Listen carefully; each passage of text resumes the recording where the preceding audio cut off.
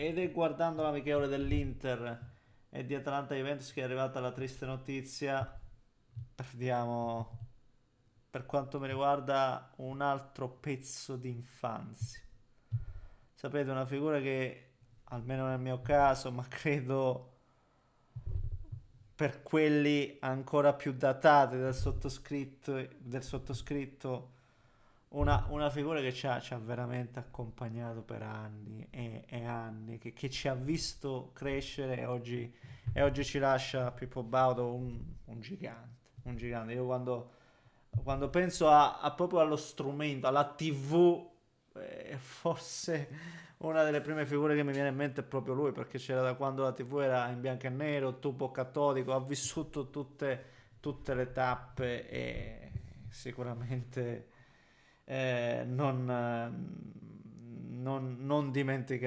dimenticheremo la stessa TV di oggi avrebbe avuto tanto bisogno di lui. E niente, buon viaggio. Non credo ci sia altro da aggiungere. Volevo partire con questo piccolo pensiero, omaggio a Pippo Baudo. Semplicemente Pippo Baudo. Il solo nome mm, arriva ai nostri cuori. E ora andiamo a parlare di calcio, delle amichevoli che abbiamo visto stasera. In realtà c'era anche Sinner, me lo sono perso, ma a volte ci sono troppi appuntamenti, ma bisogna andare per priorità, diciamo così. Un Inter secondo me in crescita nella condizione e poi sappiamo che è una squadra collaudata. La Juventus ha mostrato le armi che ha a disposizione e ne ha di armi a disposizione. David, Vlahovic dalla panchina, tanto criticata, entra, segna. João Mario e poi per quanto mi riguarda soprattutto Ildiz, anche se la cosa più bella che ho visto stasera forse è proprio il gol di Samardzic. Se parliamo di gesto singolo individuale, anche quello ragazzi, tanta roba. Come vedete, di cose da dire ce ne sono, per cui procediamo per gradi.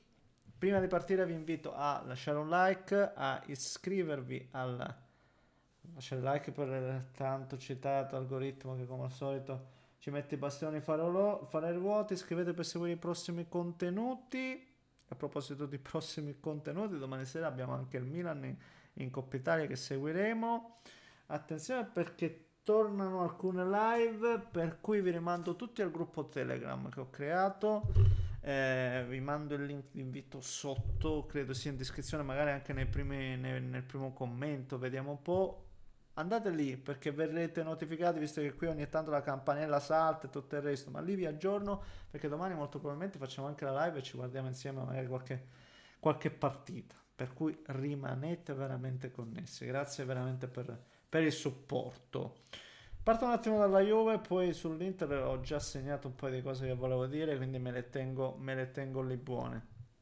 Per quanto riguarda la Juve, sicuramente c'è un giocatore, ribadisco, che per me è quello che anche nel momento di difficoltà, anche nel momento in cui magari ehm, stagna il gioco, nonostante ci sono stati anche dei buoni ritmi oggi nella partita Atalanta-Juventus, secondo me, ovviamente per essere un amichevole, parliamo di quello, però nel momento in cui magari trovi difficoltà nel creare delle occasioni, un giocatore come Ildiz, ragazzi miei, ancora una volta dimostra di spostare tanto, di spostare tanto.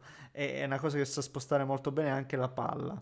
Quello che ha fatto, no, sulla corsia di sinistra, mette quel pallone in mezzo e poi Cop Miners, che secondo me non era semplice e che forse anche lui è abbastanza in crescita, secondo me un filino meglio rispetto alle precedenti uscite. E ha trovato un Carnesecchi come al solito preciso, attento e che poi dopo un po' risponde nuovamente presente sempre sullo stesso Ildiz, no? che si va a smarcare, che ondeggia, che rientra per il tiro. E Ildiz, ragazzi miei, è un giocatore che secondo me quest'anno se finora abbiamo parlato di un giocatore forte, forte, però quest'anno secondo me si andrà, come si dice, andrà a sbocciare definitivamente per quanto mi riguarda.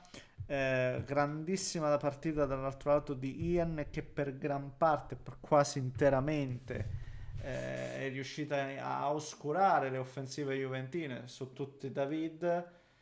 Veramente secondo me Ian è veramente un bel centrale difensivo, l'abbiamo visto.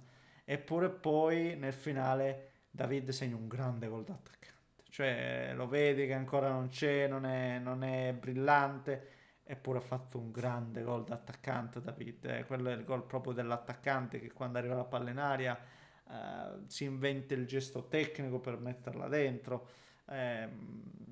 Quindi un giocatore che secondo me, come dicevo prima, è sicuramente una delle armi che ha a disposizione Tudor. Eh, è uno che può fare tanti gol secondo me quest'anno, Jonathan David. Non so invece cosa aspettarmi da Concesao, da Nico Gonzalez. Non sono i miei giocatori di punta, diciamo così.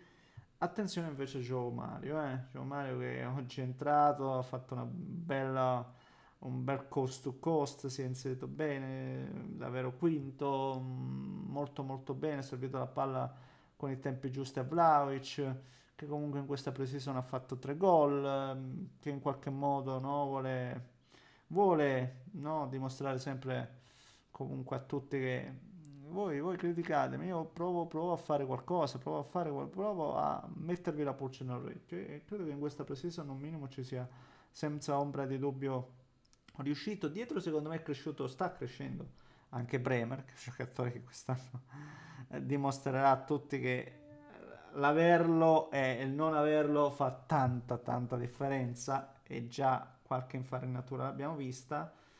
E poi niente, è stata ribadisco, anche una partita simpatica, ripeto, per essere una amichevole, perché poi nonostante l'Atalanta non sia riuscita ad affondare, ha avuto un paio di situazioni dove poteva essere più pericolosa, più arcigna, ripeto, subito via Ian Nodem ha avuto l'occasione, c'è stata la situazione, un paio di situazioni dove magari con i tempi giusti si poteva essere più precisi a fare più male. Eh, lo stesso Sulemana, mi sono piaciuti, no? Quelli che sono entrati dopo, lo stesso Sulemana, De Ketelare un paio di guizzi, ma la giocata, la gemma di Samardžić, ragazzi miei, è stata una roba veramente bella, veramente bella. L'Atalanta, ecco, deve, come ha detto lo stesso Juric, deve trovare un modo un po' di soccombere ai gol che mancano da parte di Retegui e Lookman, no? Quei gol là li deve andare a trovare da qualche altra parte e deve trovare il miglior Scamacca, ecco, è importante avere il miglior Scamacca e ci vorrà senza ombra di dubbio del tempo. Non vi faccio perdere ulteriore tempo e andiamo ovviamente anche all'altra di partita, all'Inter, se no viene un video lunghissimo e sull'Inter io credo che, e ripeto ancora una volta lo ribadisco, l'altra volta esordivo con un commento di un interista, ripeto tutti i commenti sono assolutamente rispettabili, e tra l'altro ha avuto è stato accolto anche con favore da tanti altri tifosi, perché tanti mi hanno detto: No, Nesco, vedi che non ha tutti i torti, vedi che ci sono delle difficoltà. C'è una gran. Beh, lo vedo, lo percepisco. Tanti tifosi un po' scontenti, un po' già abbattuti. C'è dell'insofferenza. Ragazzi, io vi dico invece che comunque abbiamo una squadra collaudata. Ricordiamoci sempre che è vero, oggi veniamo etichettati, perché lo siamo anche, per carità, quelle che hanno perso tutto quello che potevano perdere l'anno scorso. Ed è verissimo, ma è altrettanto vero che l'Inter è arrivata a giocarsele quelle situazioni. Per arrivarci a giocarteli tutti i fronti, deve esserci qualcosa, o sbaglio? Credo che debba esserci. Ecco, secondo me lo vediamo anche in amichevole come quella di stasera. L'Inter è collaudata, ecco. Poi anche stasera ritmo blando, magari non velocissimo nel giro palla, tutto quello che pare. Però ho visto una squadra che vede anche il primo gol, una squadra che poi con tre passaggi ti arriva in porta e può fare gol. È bastato un po' la crescita, un minimo di crescita da parte di Thuram, il solito Dumfries.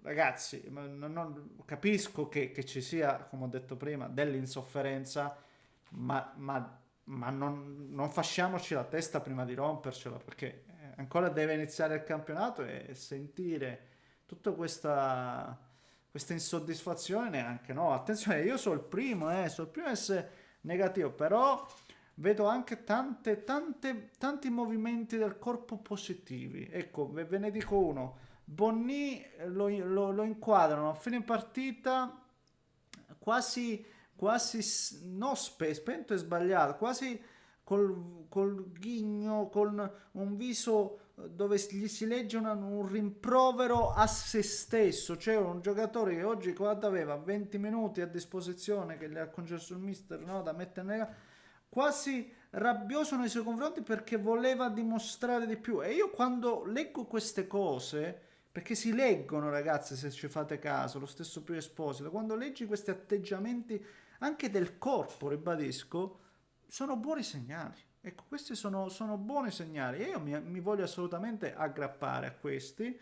E poi sul resto, come ho detto, vedo un Inter che ad oggi, ragazzi, non ha perso un big, e sta cosa non è che era così scontata, quindi comunque è una squadra fatta, finita, che ha bisogno di essere anche, perché no, alleggerita sotto alcuni aspetti, svecchiata sotto altri, e soprattutto la bravura di Kivo dovrà essere anche quella di inventarsi qualcosa anche di nuovo, di andare oltre al solito spartito, ecco.